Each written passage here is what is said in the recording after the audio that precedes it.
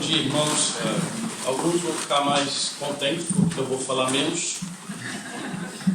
Outros vão ficar, talvez, com saudade de mais palavras. Mas é isso mesmo. Eu nem sei como que eu faço essa introdução, porque eu nunca fui pai antes. Então, eu posso dizer uma coisa, irmãos, que Deus é bom. Deus é fiel. Eu tenho muitas coisas para agradecer a Deus na minha vida, muitas mesmo. E Ele vem cumprindo essas coisas na minha vida. Nós não somos mais especiais do que ninguém que está aqui. Mas essa jornada não é uma jornada simples, mas Deus tem nos surpreendido. Pronto, mas aí eu e a Cristina, nós oramos a Deus qual seria o melhor momento da nossa vida, né? Para nós sermos pais, e o Senhor nos abençoou de uma forma bem rápida. E quando nós decidimos, já na próxima semana, segundo as contas da minha esposa, já estava grávida. É lógico que é interessante quando a gente vê esse movimento feminista e machista pelo mundo, e nesse momento a gente vê de forma clara as funções de um casal. A Cristina começa a pensar em coisas que eu jamais pensaria. Eu já comecei a pensar, tenho que aumentar o meu salário. Então são funções totalmente diferentes. Então, o fato da Cristina estar grávida já está nos moldar de uma forma diferente, nos preparar aí para uma vida de paternidade. Mas é uma bênção de Deus mesmo. É lógico que a gente não quer celebrar isso sozinhos, por isso que a gente compartilhou com os irmãos. Eu queria que vocês também se alegrassem conosco. A irmã Sônia estava nos dizer, nossa família está no Brasil, no meu caso, da Cristina, no Canadá, mas com certeza vocês são a família que Deus nos deu, e nós louvamos a Ele por isso, tá bem? Nossa vida tem sido muito corrida, graças a Deus por isso. Eu só funciono mesmo debaixo da pressão, né? Se as coisas ficarem muito calmas, eu tenho a tendência de ficar mais parado com as coisas que eu preciso fazer. Nos últimos 3 semanas, nós tivemos aqui o Ricardo Kapler, que veio dar essa formação para várias igrejas aqui em Portugal, inclusive na nossa igreja recebeu aqui alguns irmãos também. Então nós estivemos lá em Faro, depois fomos para Leiria, Faro, Porto, Braga. Foi bem intenso. Já no dia seguinte eu estive na Espanha, para a reunião aqui da UEM, do Vidas do Sul da Europa, e voltei, né, presente, mas sem voz. E eu falei, pastor, olha, eu já estou aqui chateado, pai, porque eu gosto muito de pregar o Evangelho quando eu tenho oportunidade, dessa forma, mas eu estava realmente sem voz. E graças a Deus, hoje eu já estou aqui, estou melhor, a voz voltou e vai ser possível falar. Irmãos, eu quero só te alegrar mais uma vez, tá bem? Ou te relembrar o privilégio que nós temos de estarmos aqui como igreja. O privilégio que eu e você temos aqui, antes mesmo de começar no assunto que nós queremos tratar, é só te encorajar a glorificar a Deus pelo fato de você poder estar numa igreja nesta manhã. Você pode fazer isso, tá? Dizer graças a Deus. Bom, nós temos isso na nossa memória.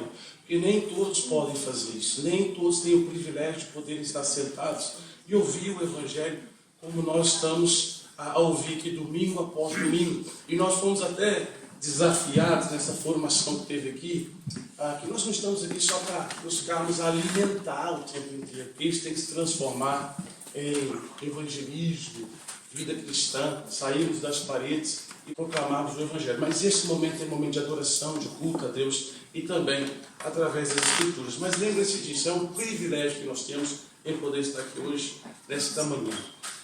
E falando disso, eu posso dizer para os jovens que é um privilégio ser jovem. É um privilégio você poder ser jovem, né? Ter os seus sonhos, os seus desafios, os seus aborrecimentos, né? Eu lembro da minha época que eu queria logo chegar aos 18 anos para ser um adulto, um homem. Queria conduzir carros e tantas outras coisas. E hoje, como eu tenho saudade da minha adolescência, né? Eu queria que alguém hoje conduzisse o meu carro. Não, mas hoje é que eu tenho que conduzir e às vezes eu não quero. Então é um privilégio ser jovens e graças a Deus por essa idade. Então aproveite, porque isso passa, viu? Passa e passa rápido, tá bem? Todo mundo aqui é jovem, eu sei, seja fisicamente ou no espírito, porque nós estamos sendo renovados como novas criaturas em Cristo, mas se fisicamente ainda você é um jovem de idade, então louve a Deus por isso. O pastor me desafiou, eu confesso, pastor, eu me esqueci do tema jovem missionário, mas também não é difícil adaptar a qualquer mensagem que nós viemos a falar, porque missões está na nossa vida, missões tem que estar no nosso coração, missões tem que estar na vida de cada crente, né? De cada pessoa, do mais pequenino ao mais velho, porque nós fazemos parte de uma única missão, que é declarar e proclamar o Evangelho. Pensando nisso, tem um livro no Novo Testamento, uma epístola paulina, a carta de Paulo aos Romanos, e esta que eu gostaria de compartilhar com os irmãos nessa manhã. O Evangelho de Deus, ele realmente é o poder de Deus para que nós possamos ter um entendimento.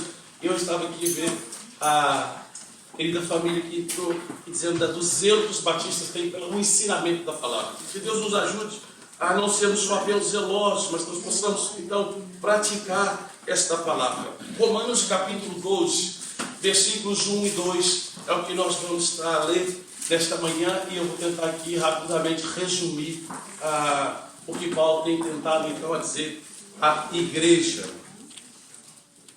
Romanos, muitos acreditam, irmãos, que a carta de Romanos, se nós entendemos a carta de Romanos, entendemos todo o Velho Testamento, ou o Novo Testamento, estamos prontos para entender o propósito de Deus para as nossas vidas. Tantas pessoas importantes que nós conhecemos hoje se converteram lendo o livro de Romanos. Por exemplo, João Calvino se converteu na leitura do livro da carta dos Romanos. O próprio John Wesley, um dos maiores evangelistas dos nossos séculos, se converteu lendo a carta de Romanos, e tantos outros. O próprio Martin Lutero se converteu na leitura do livro de Romanos. Então é um livro fantástico para nós. Agora, o que nós não podemos esquecer, que o Evangelho sempre tem duas faces, tá bem? Uma face tem a ver com a fé, a outra é comportamental. O Evangelho nunca fica só em uma área, ele sempre vai falar com o lado da fé, mas ao mesmo tempo tem que ter um reflexo no nosso comportamento. Então não se esqueçam disso, o Evangelho sempre tem os dois lados, e Paulo, ele trata isso muito bem, a questão da fé, aquilo que tem a ver com o seu coração, aquilo que é individual, aquilo que tem a ver com você, que é a sua mãe, o seu pai, o seu esposo, ninguém pode tomar decisão, tem a ver com o indivíduo, mas ao mesmo tempo, ele começa então, a partir do capítulo 12, a tirar essa frase que ele começa a explicar a necessidade da fé, a salvação pela graça, o que Cristo fez por nós, do primeiro Adão, o segundo Adão, ele vem explicando à igreja. Lá no capítulo 1 ele escreve especificamente focado aos gentios, explicando para os gentios que eles não tinham nenhuma razão para serem não condenados ao inferno, porque nenhum homem sequer é indesculpável diante de Deus. Todo ser humano, em qualquer país do mundo, quando ele olha para o céu, que ele olha para a natureza, ele vê Deus, porque os céus e a terra manifestam a glória de Deus. Já no capítulo 2, ele foca nos judeus, porque os judeus falavam, nós não somos como os gentios, nós temos o livro da lei. E Paulo fala com ele, olha, é pior ainda, porque vocês têm o livro da lei e não percebem o livro da lei. Então ele começa a trabalhar a questão da graça divina, da salvação divina. E no capítulo 12, ele então pula da parte mais comportamental, a parte mais prática daquilo que a fé fez no nosso coração. Então eu quero ler com vocês rapidamente Romanos capítulo 12, versículo 1 e 2. Diz assim: rogo-vos, pois, irmãos, pelas misericórdias de Deus, que apresenteis o vosso corpo por sacrifício vivo, santo e agradável a Deus, que é o vosso culto racional. E não vos conformeis com este século, mas transformais pela renovação da vossa mente, para que experimentais qual seja a boa, agradável e perfeita vontade de Deus. Então eu vou tentar trabalhar esse primeiro versículo, 2 pontos, e no segundo versículo, outros 2 pontos muito importantes que tem a ver com a tua vida, jovem, tem a ver com a nossa vida e tem a ver, sim, com a nossa caminhada missionária diante de Deus. A salvação não é um dom nosso. A salvação, ela é um dom de Deus. É interessante que há 2000 anos o Evangelho tem sido pregado e muitas das vezes nós pensamos que a salvação depende apenas de nós. E eu acho interessante quando Paulo ele fala: rogo-vos, pois, irmãos, pelas misericórdias de Deus. O que é que Paulo está a dizer? Lembra que do capítulo 1 até o capítulo 2, Paulo está ensinando eles a ter fé. A salvação vem pela fé. A salvação é graça. Paulo tem doutrinado a igreja, a explicar à igreja que essa salvação que os judeus tanto esperavam, que essa salvação que finalmente chegou aos gentios, ela só aconteceu por causa das misericórdias de Deus. Então é a primeira coisa que eu queria enfatizar conosco nessa manhã, que Deus e Paulo, nesse sentido aqui, usando a vida do apóstolo Paulo, ele está rogando aos irmãos, ele está rogando à igreja, ele está a conclamar a igreja de uma forma bem enfática, que pelas misericórdias de Deus, ou seja, tudo com aquilo que eu te disse, tudo aquilo que eu estava a ensinar, que o que você merece, que o que eu mereço, que o nosso bebezinho está para nascer sem Deus, o que nós merecemos é o inferno. Mas por causa da graça divina, por causa da fé em Jesus Cristo, pelas misericórdias de Deus, nós então estamos salvos em Cristo Jesus. Amém. Não é porque você é bom, não é porque eu sou bom, não é porque eu venho de país tal ou país B ou C. Não, a salvação só tem a ver com a misericórdia divina. Nós vivemos numa geração que as pessoas, elas dão muito valor para aquilo que elas têm, aquilo que elas conquistaram. Aquilo que elas conquistaram com o seu trabalho, que não é mal, mas aquilo tem se tornado seus próprios ídolos. Eu sempre brinco com as pessoas, eu trabalhei 13 anos com o mundo muçulmano, mas não existe um inimigo pior hoje, para a igreja local, para os países, do que o secularismo, que é a nossa realidade em Portugal, que são pessoas que até sabem que Deus existe, que até acreditam na existência de um Deus, mas por causa das suas conquistas, por causa das obras da mão deles, dizem: não preciso de Deus. Paulo está a enfatizar: eu rogo a vocês, igreja, lembre-se, por causa das misericórdias do Senhor, pelas misericórdias. Assim, quando ele vai começar a ensinar do capítulo 12 em diante, ele faz essa recordação ao povo romano, à igreja que ele estava a escrever, para eles lembrarem que tudo que nós temos hoje, que essa liberdade que nós temos contra o pecado, ela não é um dom nosso, ela é um dom gratuito de Deus. Você sabe qual que é a diferença entre misericórdia e graça? A misericórdia é aquilo que Jeremias vai falar lá. Olha, por causa das misericórdias do Senhor, nós não somos consumidos pelo fogo eterno. Por causa das misericórdias do Senhor, como João no capítulo 3, não no versículo 16, no fim do capítulo 3, ele vai dizer: aqueles que não aceitaram o Senhor já estão condenados, já estão debaixo da ira de Deus. Ou seja, a misericórdia é aquilo que você merece e Deus não te dá. O que nós merecemos é a condenação eterna, mas Deus escolhe não nos dar. Graça já é o contrário. Graça é aquilo que nós não merecemos, mas Deus resolve nos dar. Então Paulo está a rogar a eles, apelando, antes de começar os seus outros ensinamentos, ele diz: lembre-se que essas misericórdias, isso que você está se alegrando, não é bom, irmãos, sermos crentes. Não é bom, irmãos, sabermos que se Jesus apontar na nuvem agora, nós estaremos com Ele por toda a eternidade. Não é bom sabermos que temos vida eterna naquele que nos amou primeiro. Não é bom saber que nós podemos ir para casa ou ir para o trabalho, saber que muito maior é aquele que está em nós do que aquele que está no mundo. Não é bom saber que quando nós estamos na angústia, Deus é socorro bem presente. Mas isso só acontece por causa das misericórdias. Então Paulo está a falar: lembra a igreja batista de Matosinhos, pelas misericórdias do Senhor, eu vos clamo, eu rogo. O quê? E aí vem a parte 2 desse versículo para nós pensarmos um pouco. Deixa eu só reforçar algumas coisas aqui. A salvação, ela não vem pelo batismo, não é pelo fato de nós sermos membros de uma igreja, não é pelo fato de participarmos da ceia, não é por você ir obedecermos os 10 mandamentos, não é por você respeitar o seu pai ou a sua mãe, não é por você ser bom pai, ou bom esposo ou boa esposa. A salvação, ela vem única e exclusivamente porque Deus nos amou primeiro, entregou o Filho dele, para que todo aquele que nele crê não pereça, mas tenha a vida eterna. Tá bem? É lógico que as demais coisas que eu acabei de falar são consequências daquilo que nós acreditamos que Jesus fez por nós. E aí sim nos batizamos, aí sim tornamos bons pais, aí sim nós vamos honrar o pai e a mãe, aí sim as coisas vão fluir, aí sim os 10 mandamentos fazem sentido. Agora, não há, irmão, nenhum relacionamento. O Evangelho não são para amigos do Evangelho. O Evangelho, as boas novas, são para aqueles que se entregam a essa graça maravilhosa. Mas já me disseram que tudo que é aquilo de graça, ou que é de graça, às vezes nós não valorizamos. E que nós vamos a lembrar, jovens, que a salvação foi dada porque Deus te amou e me amou. E essa foi a missão que nós vimos Jesus cumprir na cruz.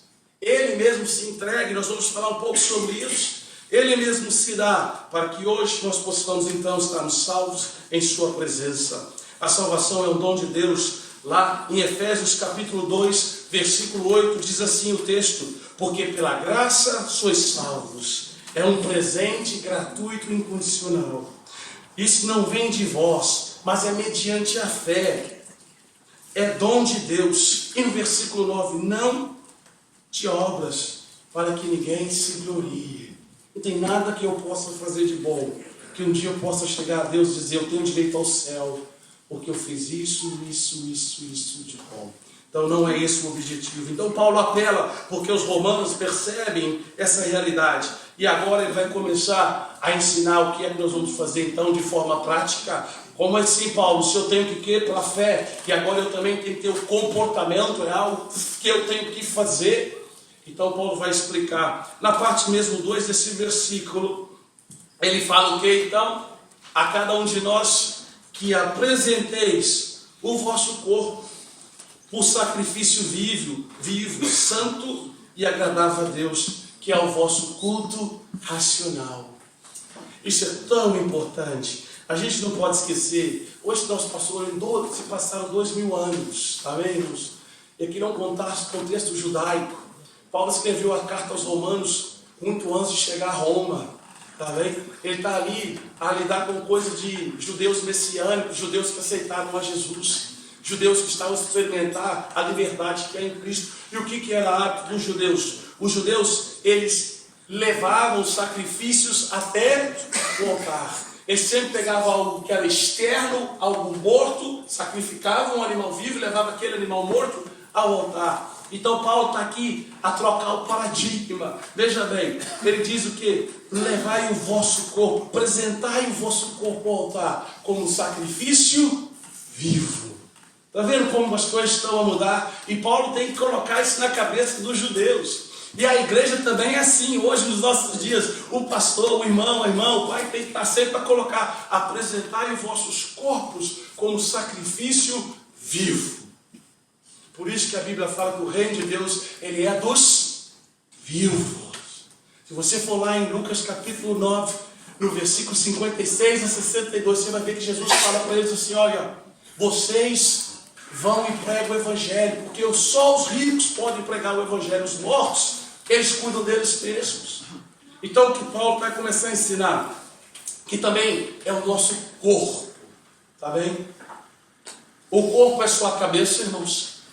O corpo é só a perna. O corpo é só o braço. Não, o corpo é o nosso todo. E muitas das vezes o que pode vir a acontecer, não com os nossos jovens aqui, porque eles são super-heróis na fé, mas o que acontece às vezes é que nós queremos servir a Deus só com algumas partes do nosso corpo. E Paulo então ele traz essa analogia do corpo representando um todo. Não dá para servir a Deus. Lembra o que Jesus disse? Ninguém pode servir a dois mestres. Ou você vai amar a um e vai odiar o outro, ou vai se apegar-se mais a um e desprezar o outro. Então o que Cristo está falando aqui, eu percebo a preocupação, tá bem, pais? Tá bem, filhos de jovens, de pais, jovens filhos de pais. Eu acho que eu me embaralhei aqui. Mas eu estou começando a chegar nessa fase, eu estou aprendendo a ter uma graça, porque salvação é pela graça, tá bem, irmãos? Eu sei que é difícil, às vezes os pais aproximam, olha, precisamos ter um programa para os nossos jovens, olha, precisamos tomar conta da nossa juventude. Mas veja bem, pai, o trabalho, ele está nas tuas mãos também. Jovem, você também tem que receber esse evangelho. Lembra que eu falei pelas misericórdias, Paulo está rogando a ti, aceita essa graça, aproveita dessa graça e apresenta o teu todo como um sacrifício vivo diante de Deus. Que privilégio, que privilégio que nós temos.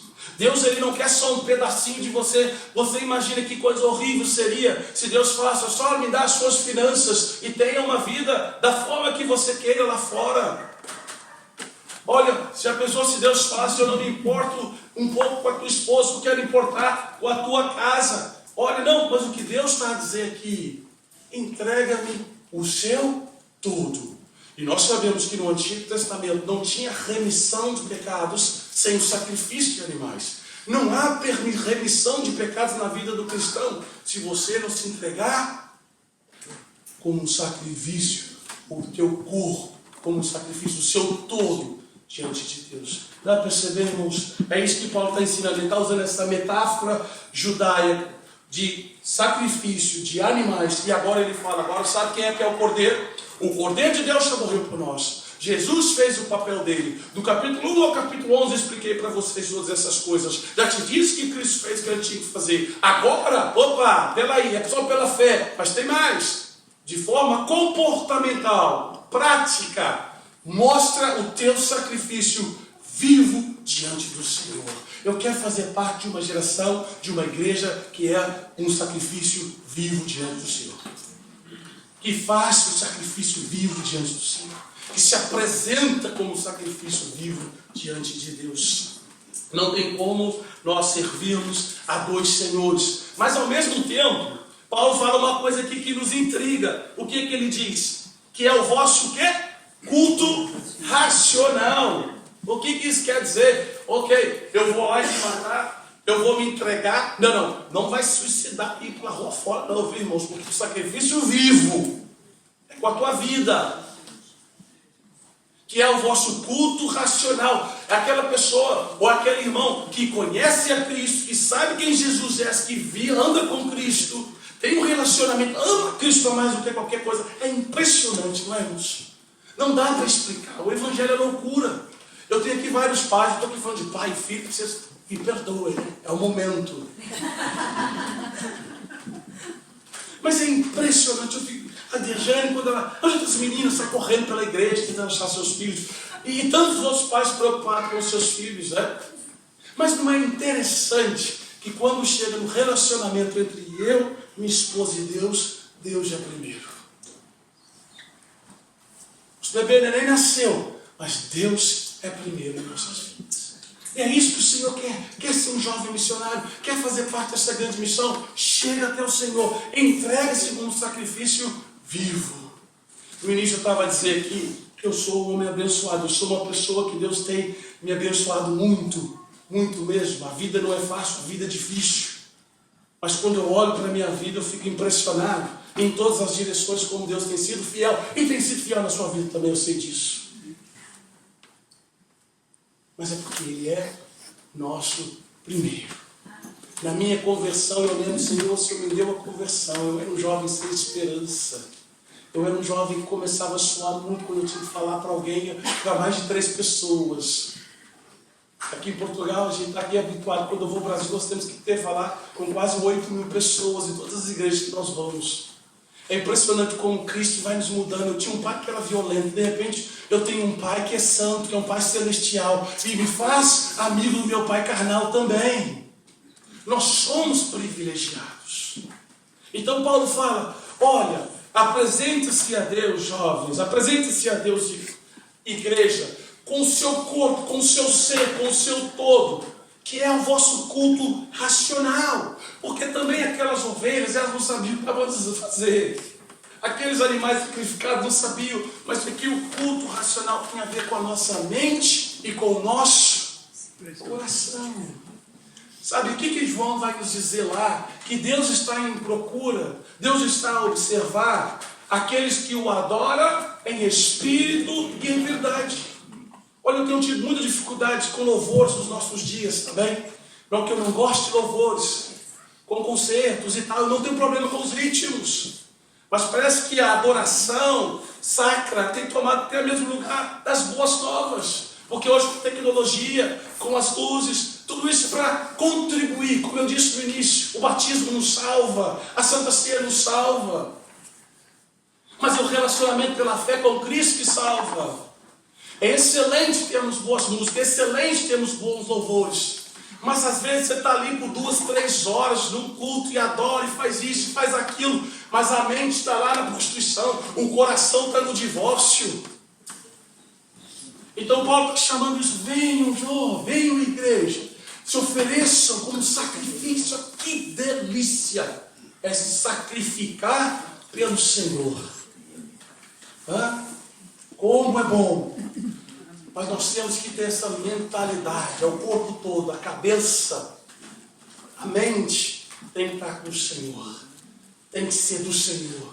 Nosso coração, obrigado, nosso coração tem que estar no Senhor. Está vendo? Está divertindo? Nosso coração tem que estar no Senhor. É apresentar um culto racional. Muitas vezes eu venho à igreja, minha mente está nas coisas que eu tenho que fazer na segunda, na terça, na quarta.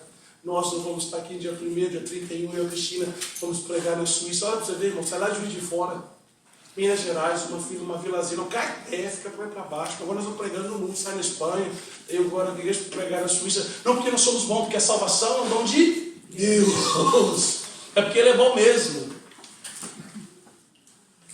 Mas nós temos que ter esse foco e lembrarmos que Deus está interessado no meu coração, no seu coração, na sua mente. Não dá para ser imparcial. Que tristeza é quando nós vemos coisas familiares acontecer em que o marido, a esposa, o filho, a filha, o jovem ou o adulto são imparciais um com o outro. Não se entregam, não se amam. O coração e a mente estão longe um do outro. E a mesma coisa para o Senhor. Quando nós nos prostramos, lembre-se que culto não é domingo. O sacrifício vivo ele é diário. O culto são todos os dias. É a todo momento. É a toda hora. Tá bem? Esse é o primeiro versículo. Deixa eu falar com vocês um pouquinho do versículo 2. E aí Paulo começa, lembra, gente, isso é uma chave muito importante para nós percebermos essa passagem.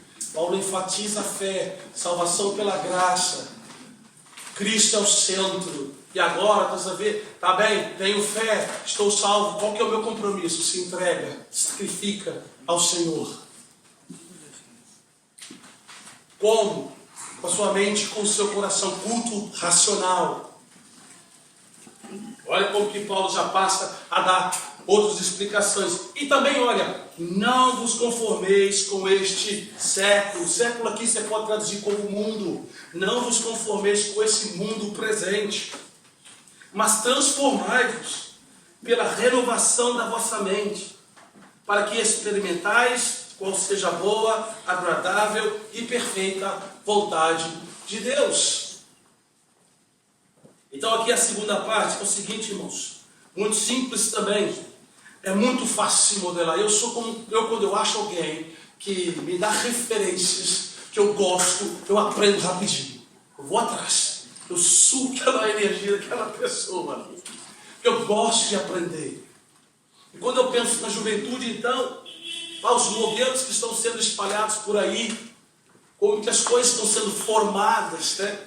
Ontem, ainda eu estava falando com a Cristina, a gente gosta de filmes, mas quando está sem opção, que você assiste, está modelando a tua mente com aquilo que não tem nada a ver com o Senhor. E Paulo está a dizer aqui para eles, olha, e não se... aqui meu pensamento. Não vos conformeis, né? Não tome a forma, não seja igual a esse mundo, mas transformai-vos pela renovação da vossa mente. Veja bem, tu não está a renovar a tua mente todo dia, não. Quando você foi salvo, teve regeneração na tua vida, aquilo estava morto, reviveu. Então Paulo está dizendo, você já tem uma mente renovada, então não vai ser igual ao mundo, mas seja conforme a vossa mente. Entendeu? Nós já temos a mente de Cristo. Olha aqui, eu acho que eu tenho aqui em algum lugar, e Cristo vai dizer, que Paulo vai dizer aos Coríntios, Paulo diz que nós temos a mente de Cristo. Então, irmãos,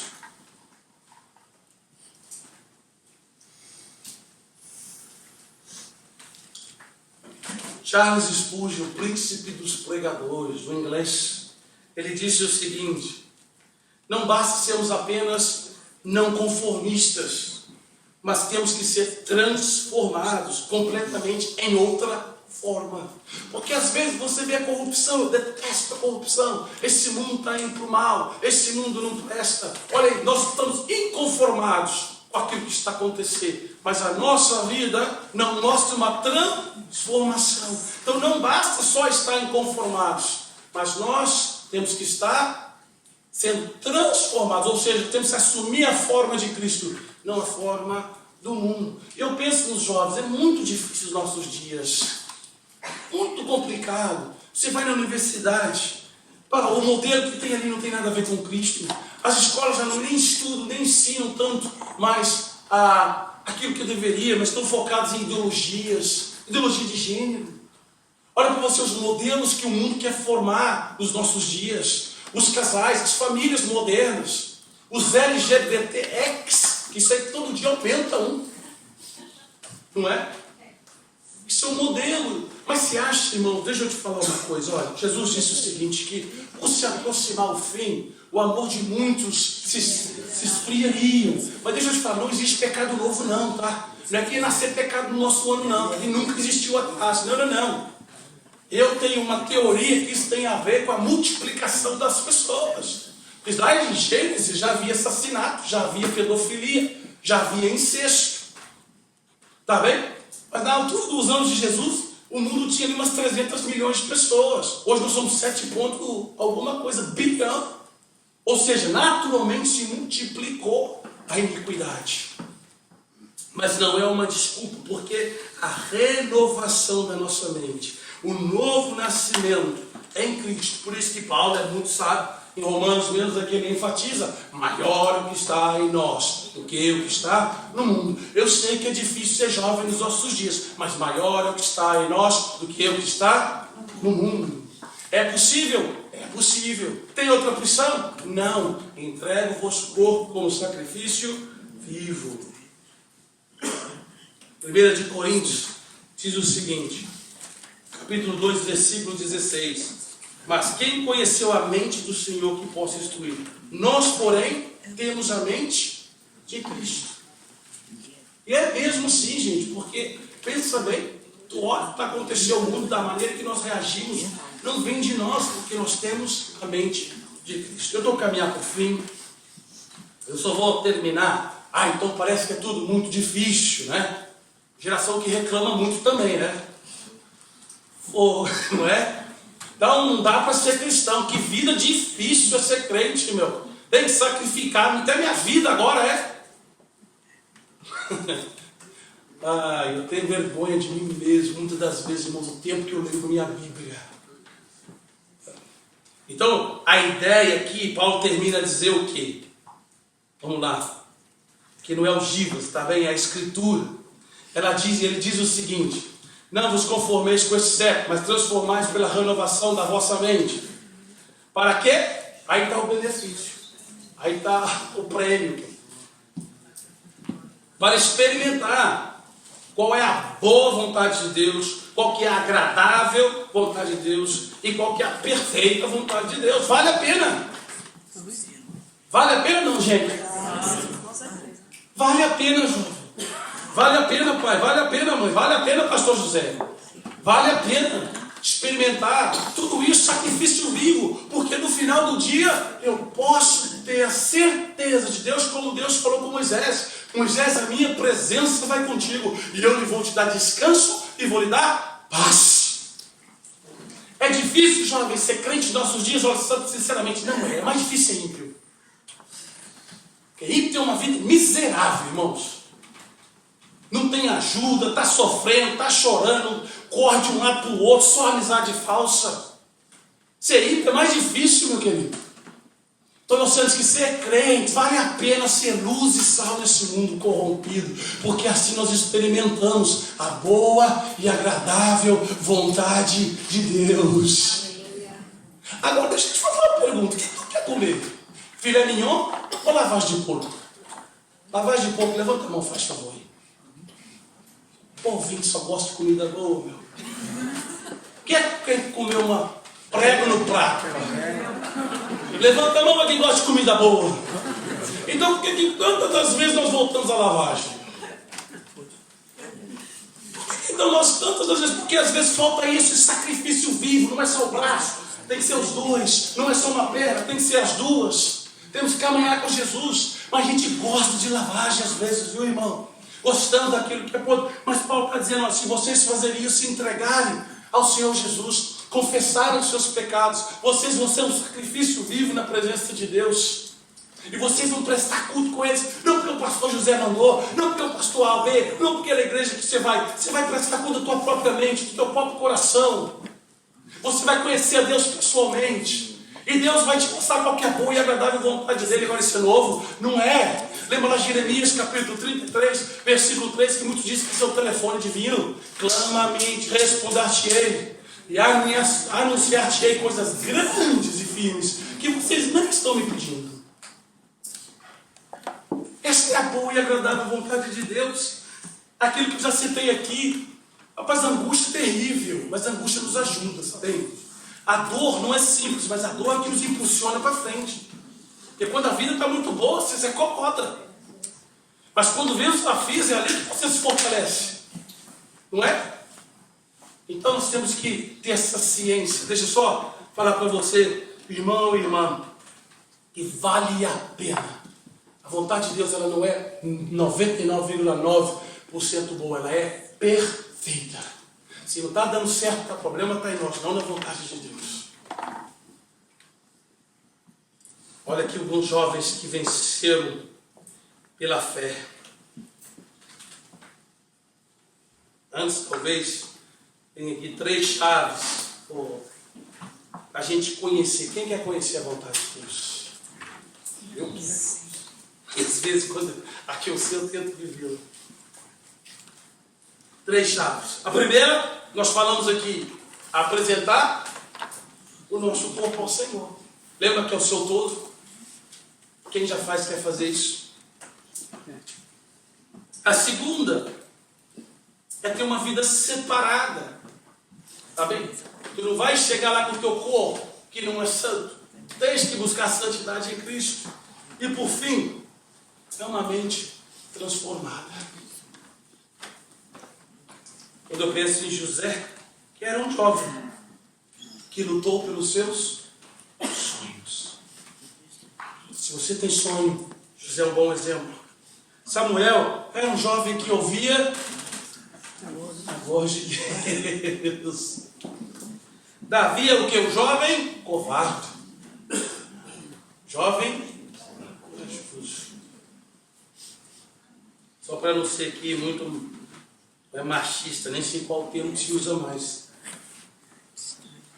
Mas nós temos a jovem rainha Esther. Qual que era a virtude da Esther? Né? Mulher ousada, que não poupou sua própria vida, foi diante do rei, correndo o risco de ser morta para salvar a nação de Israel. Uma jovem. Vamos ter muito para dizer. Mas vamos terminar então com Daniel. Um jovem, pecador, aquele era um super-homem, mas é um jovem que não se contaminou quando o pecado bateu na porta dele. Irmãos, então, essa é a palavra que Deus colocou no meu coração. Que Deus tenha misericórdia de nós. Tá? Que é isso que a gente quer. Mas veja bem, a minha esposa está falando comigo lá em casa, não vai ser legalista, tem que animar. Mas essa mensagem ela é para animar. Amém? Essa mensagem é para nos encorajar. Essa mensagem é para nós sabermos que é possível, tudo é possível. Tá bem? Que Deus nos ajude. Deus abençoe.